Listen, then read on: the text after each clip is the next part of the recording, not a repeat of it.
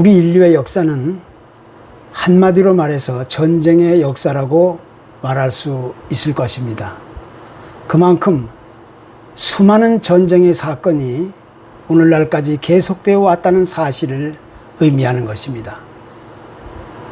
실제로 지난 3000년 동안 이 지구상에는 무려 3300건 이상의 전쟁이 있었는데 왜 이렇게 수많은 전쟁이 끊임없이 일어나고 있는가?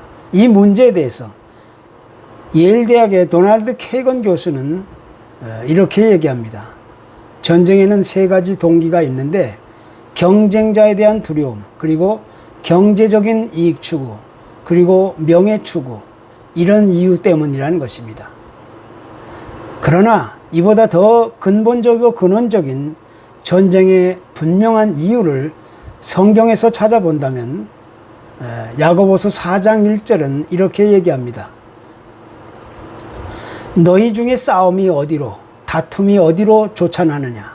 너희 중에 지체 중에서 싸우는 정욕으로 쫓아난 것이 아니냐? 이렇게 가르칩니다.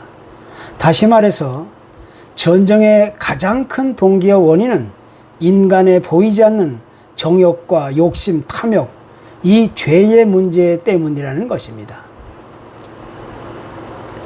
1945년 태평양 전쟁이 끝났을 때 전쟁을 승리로 이끌었던 메가더 장군이 일본 동경에서 수많은 군중들을 향해 던진 메시지가 바로 이런 것이었습니다. 온 세계가 당면하고 있는 문제는 경제 문제이고, 경제 문제는 군대 문제이고, 군대 문제는 정치 문제입니다. 또 정치 문제는 정치가의 양심의 문제이고, 양심의 문제는 도덕 문제입니다. 그리고 도덕 문제는 종교 문제이고, 종교 문제는 신학적인 문제입니다. 이런 명언을 남겼습니다. 그렇습니다.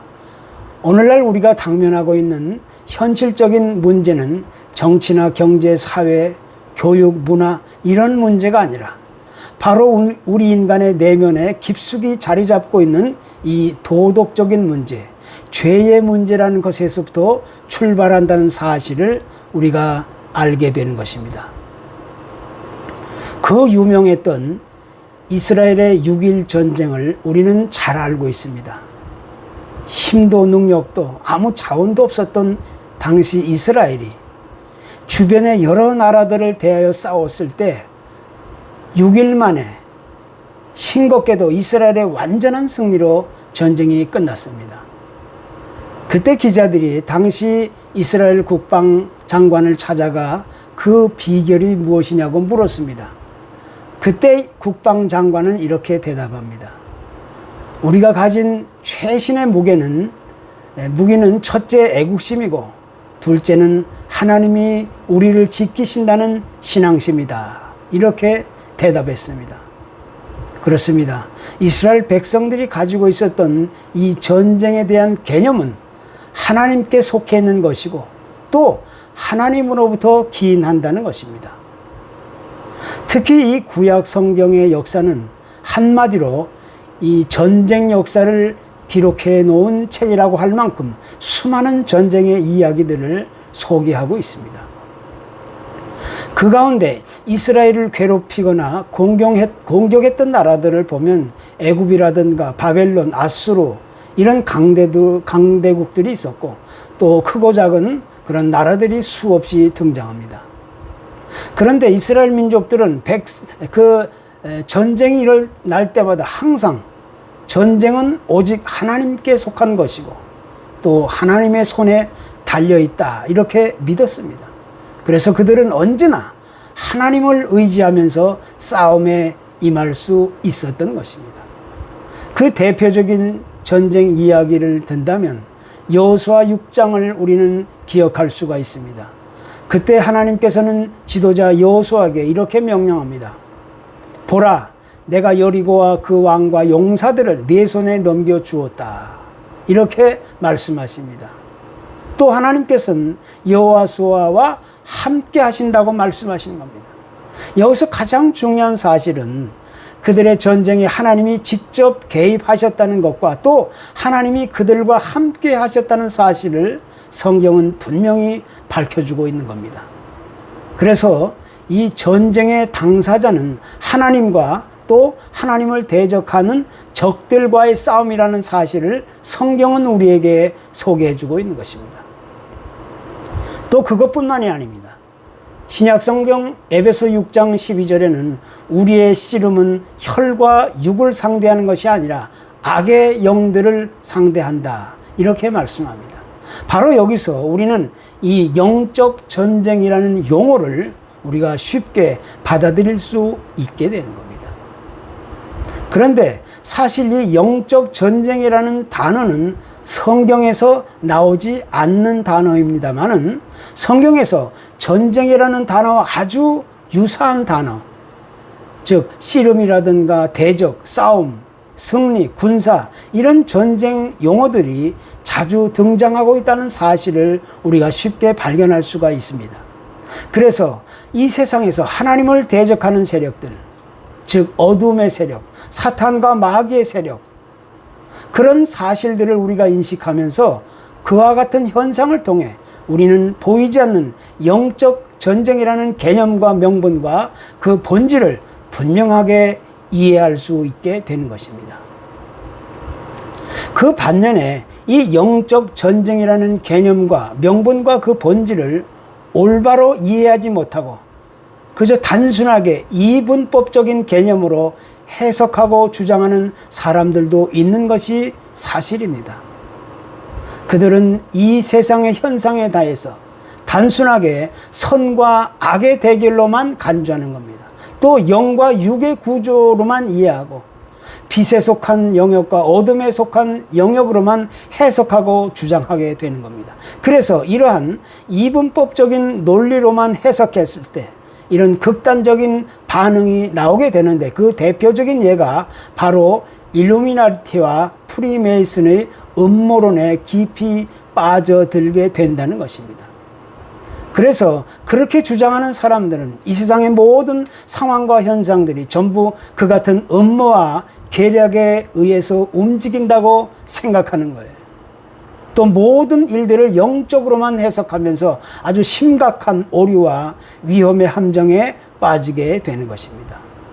그래서 우리는 지금 이 세상의 현실 상황은 절대 그렇게 단순하고 극단적인 세상이 아니라는 사실을 우리가 다시 한번 인식해야 할 필요가 있는 것입니다. 지금 현재 우리가 살아가고 있는 이 세상의 현실 상황은 크게 나누어서 눈에 보이는 세계와 보이지 않는 세계로 나눌 수 있습니다. 눈에 보이는 세계를 육의 세계라고 한다면 눈에 보이지 않는 세계를 우리는 영적인 세계라고 이야기할 수가 있습니다. 그러나 하나님께서는 어느 한쪽만을 지지하고 고집하신 것이 아니라 두 개의 세계를 각각 지지하시고 또 각각 소중하게 여기시는 것입니다.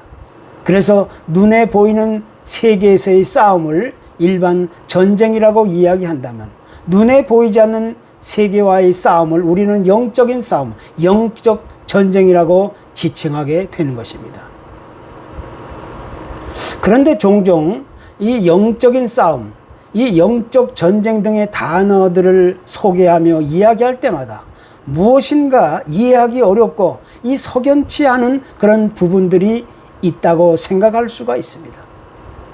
그러나 성경이 가르치고 있는 이 영적 전쟁에 대한 의미는 단순하게 사탄의 세력이나 마귀를 그저 내어쫓는 행위가 아니라 하나님께 속한 우리 인간의 본래의 아름다움을 파괴하고 짓밟으려는 그런 세력들과의 싸움, 즉 악한 영과의 싸움을 의미하고 있는 것입니다.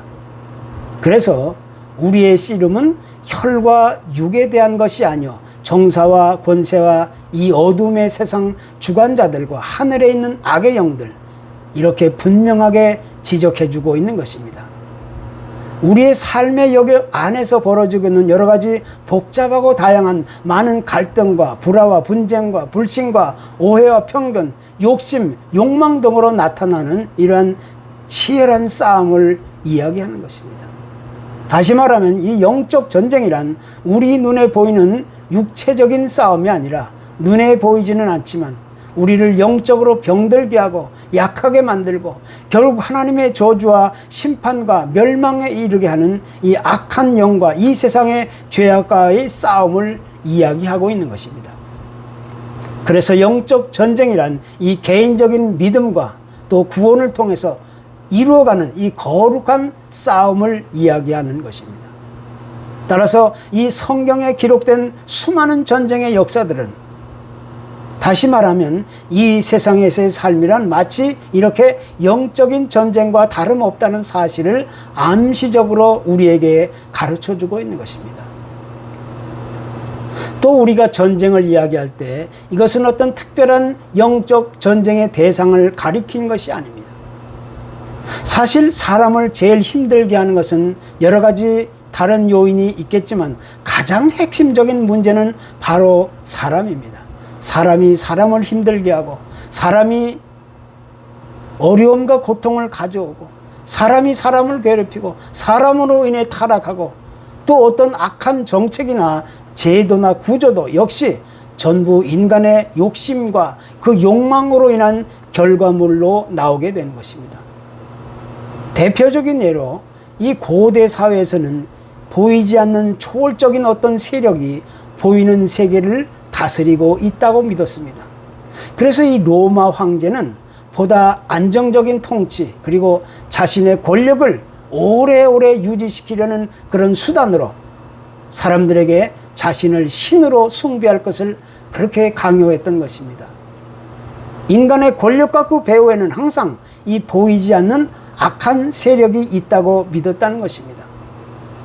그래서 성경은 우리가 싸울 상대는 곧 정사와 권세와 어둠의 세상 주관자, 하늘에 있는 악의 영들 이렇게 선언하고 있습니다. 즉 우리의 영적인 싸움과 전쟁은 사람을 상대로 하는 싸움과 전쟁이 아니라 정부나 국가 혹은 어떤 특정 단체를 상대로 하는 싸움과 전쟁도 아닙니다. 우리의 영적인 싸움과 전쟁은 곧 하나님을 대적하는 사탄과 마귀와의 싸움이고 또 영원한 구원과 생명과 안식을 누리기 위한 이런 악과의 전쟁인 것입니다.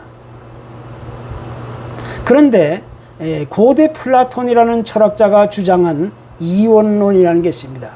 이 이분론적 논리에 의하면 영적인 것은 선하고 육적인 것은 악하다. 이런 극단적인 주장을 하는데 이런 잘못된 주장과 이론을 포용하고 있는 종교가 바로 로마 캐토릭입니다. 그래서 이러한 잘못된 이론과 주장을 받아들이고 교회 안에서도 오늘날 영적인 것과 육적인 것을 구분하지 못하고 있는 사람들이 있다는 사실을 우리가 부인할 수가 없는 것입니다. 그들은 영적인 것은 어떤 신비한 체험, 또 특별한 경험, 어떤 달란트가 반드시 전제되어야 한다고 외칩니다. 그러면서 그렇지 못할 경우 애써 외면하고 무시하는 것입니다. 어떤 사람들은 또 종교적인 것은 영적이고 종교적이지 않은 것은 육적인 것이라고 비판하고 비하하는 사람들이 있는 것입니다. 그래서 이러한 착각과 실수와 오류는 우리가 살아가고 있는 이 세상을 더 큰 혼란과 위험에 빠뜨리고 있다는 사실을 우리가 직시하게 되는 것입니다. 성경이 가르치고 있는 영적인 것, 육적인 것의 분명한 구분과 구별은 반드시 성경에서 출발하고 있습니다. 즉 자기 자신의 타락한 인간성, 이 본성을 부인하고 하나님이 말씀이 가르치고 제시하고 있는 삶을 올바로 살아가고 있는가, 거기서부터 우리는 영적인 것과 육적인 것을 구별하게 되는 것입니다. 그렇기 때문에 어떤 신비한 체험이나 특별한 경험이나 어떤 탤런트가 있다고 해서 그 사람을 영적인 사람으로 한다면 그보다 더 큰 오류는 없는 것입니다. 성경이 가르치고 제시하고 있는 진정한 영적인 사람은 하나님의 말씀을 따라 믿음을 가지고 성령의 도우심을 통해 날마다 선한 싸움을 싸워가는 그런 사람이라고 우리는 이야기할 수가 있습니다. 그런 사람이야 우리 앞에 놓인 이 영적 전쟁의 삶에서 반드시 올바로 승리를 거둘 수 있게 되는 것입니다. 성경에는 그 어떤 경우에 있어서도 이 세상의 물질적인 것의 반대 개념으로 이 영적인 것을 구분하지 않는다는 사실을 우리가 다시 한번 기억해 볼 수가 있는 것입니다. 그래서 사실 따지고 보면 우리가 무엇을 먹든지 무엇을 마시든지 무엇을 하든지 항상 하나님의 말씀과 성령의 도심을 통해 살아간다면 그것이 곧 거룩한 영적인 삶이 되는 것입니다. 또 우리의 일상생활의 모든 것들이 전부 영적인 삶이 되는 것입니다. 그 유명한 신앙인 필립 안시라는 분은 우리 그리스도인에게 있어서 하나님을 위해 산다는 것은 주를 위해 특별한 일을 해야만 하는 것이 아니다. 나에게 주어진 평범한 삶을 통해 이루어진다는 사실을 강조하고 있습니다. 다시 말해서 이 세상의 삶이란 마치 영적 전쟁터와 같은 삶 속에서 우리는 날마다 개인적인 가치 판단과 윤리적인 선택이라는 그런 갈림길에서 고민하며 갈등을 겪으며 살아가게 되는 겁니다. 바로 여기서 우리는 사탄과 마귀와 그 악의 유혹을 뿌리치고 하나님의 말씀을 따라 그분의 통치를 받으며 그렇게 살아가는 것이 영적 전쟁의 삶이라는 것을 우리는 분명히 깨닫게 되는 것입니다. 그리고 하나님의 통치와 그 명령과 뜻을 따라 살아가는 것이 영적 전쟁에 임하는 하나님의 군사들의 의무이고 또 책임이고 사명이 되는 것입니다. 오늘날 우리가 살아가고 있는 이 세상의 현실은 참으로 한치의 앞도 분간하기 어려울 정도의 캄캄한 암흑의 시대라는 사실을 그 누구도 부인할 수가 없는 것입니다.